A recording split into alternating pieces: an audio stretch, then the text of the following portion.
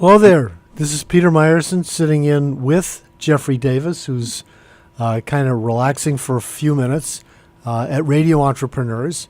We're broadcasting today from the social scene in Natick, and you ought to take a look at that. And you can listen to us every evening from 6 to 7 and 9 to 10 on radioentrepreneurs.com. And we tell stories of entrepreneurship. And speaking of entrepreneurship, our guest, one guest today is Gary Goldman, and we're going to be talking about restaurants. Gary, how are you? I'm doing great, Peter. And Welcome. Jeffrey, how are you? My mouth opened to introduce the segment, and your voice came out, so I just stopped and sat back. I really had my mouth opened over the mic. Do you want to start over? No, I thought that was really good. Thank you. That was Peter Martson. My name is Jeffrey Davis. I'm regularly the host of the show, unless Peter shows up and takes control. And yeah, Peter, we've been working for a long time. We're talking with Gary for a long time about the largest employer and employee segment of Massachusetts, and that's the food industry and restaurant industry.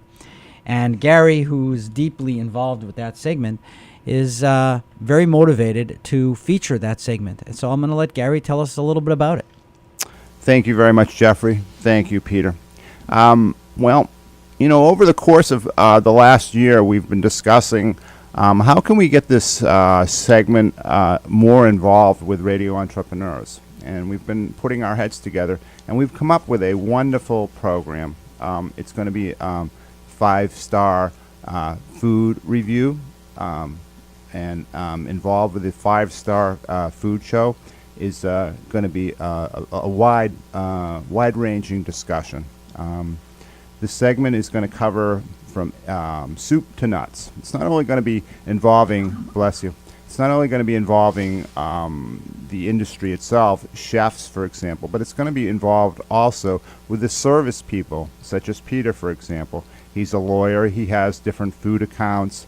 He'll be coming on the show as a reporter to discuss perhaps Chipotle and how they were involved in legal things. He might talk about legal issues involving the food industry, and he'll be lending his expertise to the show. So by doing that, we're going to be broadening the base and talking about some really, really valuable things. In addition to Peter appearing on the show, we're going to have Rich Hershen from Gray, Gray, also another reporter on the show. And he and Kelly Barati, who also is a reporter from Gray, Gray. We'll be talking about the accounting and the financial aspects of the food industry. And so there are so many angles that we can approach on this thing. So that's kind of an overview of how the show is going to go. I'll be talking more in depth as we go on. So what we're primarily interested in this show is really getting at what makes a food business or the food industry tick. What makes it successful? Bob Luz from the Mass Restaurant Association has agreed to appear on our March show, and he's going to talk about what makes a successful restaurant, what drives the food industry, what are the trends for 2017. They have a major problem in the food industry today: acquiring skilled labor, retaining skilled labor. There's a whole big situation as far as that. He'll obviously get into that. Secondarily, there's a whole big push for farm to restaurant connection. How is that? That trend is evolving. He's going to obviously talk about that too. We'll be talking about the permitting process to open up a restaurant today. Very complicated. It is extremely complicated, very difficult. And he's going to touch on, the importance of not only what you serve in a restaurant, but the other factors that are involved in a successful restaurant. I think it has a lot of potential. And we've gotten enormous interest from, across the spectrum. We're going to have some great guests. I mentioned Bob Luz earlier.